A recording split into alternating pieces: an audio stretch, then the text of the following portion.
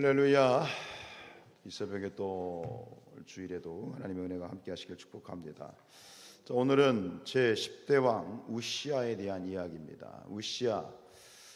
우시아의 뜻은 여호와는 나의 힘이시다, 여호와의 능력이라는 그런 이름을 가지고 있는데요. 우시아는 16세에 즉위를 해서 약 52년간 통치를 했죠. 남유다에서 사실 50년이 넘는 기간은 굉장히 긴 기간입니다. 뒤에 나오는 제14대 므낫세가 55년으로 가장 오래 통치를 했거든요. 55년 다음으로 52년, 두 번째로.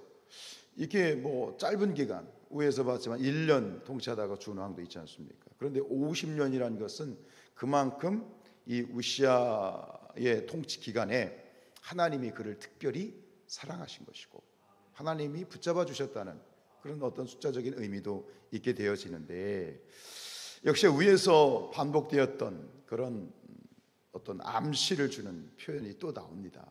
그게 5절입니다. 같이 읽습니다. 하나님의 묵시를 밝게 하는 스가랴가 사는 날에 하나님을 찾았고 그가 여호와를 찾을 동안에는 하나님이 형통하게 하셨더라.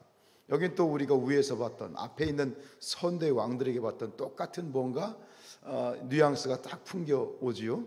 스가랴가 사는 날 동안에는이 되는 거예요.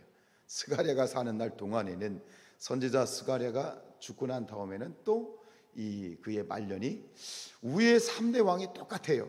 위에 뭐 요아스, 아마샤, 오늘 이 우시아까지 이름들이 비슷해가지고 참 헷갈립니다만, 하여튼간 위에 있는 뭐 할아버지, 아버지, 아마샤까지 이 패턴이 똑같아. 처음에는 아주 선정을 베풀었어요. 잘했어요. 하나님 뜻대로 잘했어요. 살아다가 꼭 끝에 가서 문제인 거예요. 뭐해서? 뭐가 들어와서? 교만이 들어온 거예요. 교만이 들어온 거예요. 여기 15절 말씀에 보면 이 5절 말씀을 이제 다시 번복을 하죠. 15절 후반절에 보면 이렇게 되어 있어요. 그의 이름이 멀리 퍼짐은 기이한 도우심을 얻어 강성하여 지었더라. 하나님께서 그에게 기이하게 도우셨다. 이 기이하게 도우셨다는 말하면 크게 도우셨다는 거예요. 50년이라는 역사 가운데 하나님께서 크게 이 우시아를 도와서 그의 통치가 참 아주 형통을 했어요. 그런데 역시 말씀드렸던 것처럼 우리 할아버지, 아버지 우시아처럼 3대 똑같이 말년에는 그가 교만하여 져서 결국은 타락하게 되고 그 타락으로 징계를 받게 되는 참 안타까운 모습이 있어지는데, 어쨌든간 우리 사랑하는 성산의 모든 가족들에게 하나님의 이 기이한 도우심이 있기를 축복합니다. 기이한 도우심. 하나님, 물론 지금도 하나님께서 우리를 돕고 계시지만 일평생 끝까지 우리의 생애를 마치는 그날까지 이 기이한 도우심이라는 표현 기억하시고, 하나님 내 삶 가운데, 우리 가정 가운데, 우리 교회 가운데, 이 나라 가운데 하나님의 기이한 도우심을 허락하여 주옵소서. 기도의 제목이 될 수 있을 것 같습니다. 16절 읽어볼까요? 16절 시작. 그가 강성하여짐에 그의 마음이 교만하여 악을 행하여 그의 하나님 여호와께 범죄하되 곧 여호와의 성전에 들어가서 향단에 분향하러 한지라. 이겁니다. 그가 강성하여짐에, 여러분 잘 나갈 때 조심하셔야 돼요. 선줄로 생각하느냐 넘어질까 조심하라. 바울이 한 얘기입니다. 이 오늘 이야기를 보면서 역시 끊임없이 나 자신을 성찰하고 나 자신을 우리가 바라볼 수 있는 그런 반면교사의 말씀이 돼야 돼. 누구도 예외가 될 수 없고 대부분의 인간들은 다 그런 것 같아요. 훌륭하게 목회를 하셨던 그런 목사님들도 보면 한때 정말 이 한국교회의 참 리더로서 도전을 주고 하나님의 축복의 통로로서 쓰임받았던 목사님인데 꼭 말년에 가서 은퇴할 때 가서 은퇴하고 난 다음에 이 문제를 일으키는 분들이 참 많아요. 그래서 저는 지난번에 말씀드렸지만 옥가는 목사님이나 하용주 목사님, 제가 존경했던 분들인데 이분들이 은퇴하기 전에 암으로 돌아가시고 은퇴하고 나서 바로 돌아가시고, 전 다 뜻이 있다고 생각해요. 만약 그분들이 계속 살아계셨더라면 또 어떻게 될지 모르고 누구도 장담을 못하는 것이 우리 인생의 말년인데, 우리가 하나님 앞에서 그건 어떤 큰 무언가를 어떤 사명을 가지고 있는 그런 부분을 떠나서 우리 모두가 말년에 하나님 앞에 정말 끝까지 잘할 수 있는 그런 신앙과 삶이 될 수 있기를 축복합니다. 뭐든지 그러잖아요. 끝이 좋아야 다 좋다고. 누구도 이해가 될 수 없는데, 오늘 이 우시아의 죄는 앞에 있던 선대의 왕들하고는 좀 차원이 틀려요. 앞에서 그 왕들이 하나님께 범죄했다고 그러면 뻗뜩 생각나는 게 뭡니까? 그들이 뭘 저질렀어요? 우상 숭배거든요. 그죠? 하나님을 믿다가 아세라상을 들여오고 바알상을 들여오고 우상을 섬기는 거예요. 근데 이 우시아는 좀 달라요. 그런 우상 숭배가 아니야.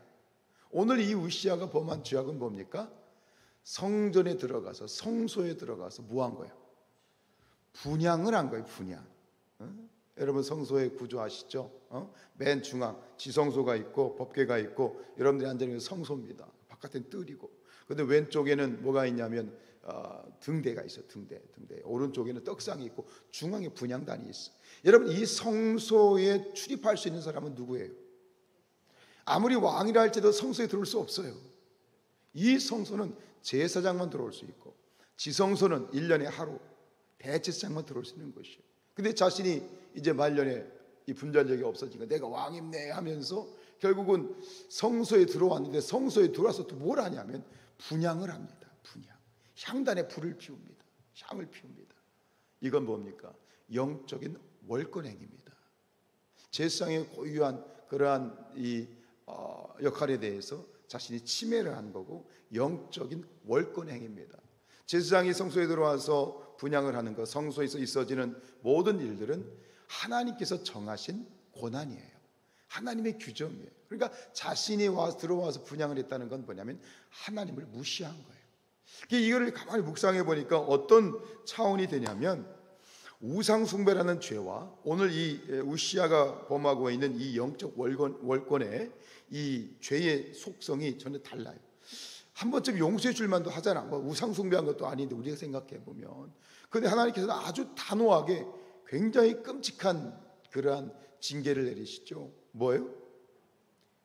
문두병을 줬어요. 나병을 줬어요. 성소에서 분향하는 그런 우시아를 붙들고 제사장들, 이러시면 안 됩니다. 왕이시여 이러시면 안 됩니다 라고 붙들 때 막 분노하니까 그 즉시 이마에 나병은 뭐예요? 하나님이 주신 병이라고 하는 천형입니다. 결국 그때부터 이 우시아는 전면에 나서서 정치를 못합니다. 왜요? 어떻게 이게 하나님 주신 병을 가지고 사람들 앞에 나설 수 있을까요? 그리고 그 철저히 율법적으로도 이게 격리되어야 되는 병이기 때문에 그때부터 아들이 이제 섭정을 하게 되어지는 것인데, 이런 부분의 영적 월권의 이 죄의 속성이 왜 이렇게 처참한 그러한 결과를 얻으냐 보니까 이런 거예요. 우상 숭배는 약간 소극적이고 배후적인, 그러니까 소극적이고 간접적인 죄야. 숨어서 하는 거 아니야, 그지? 우상 숭배는 몰래 숨어서 뒤에서 하는 거예요. 근데 이 영적 월권은 소극적인, 적극적이고 굉장히 도발적인 그런 죄가 되는 거예요.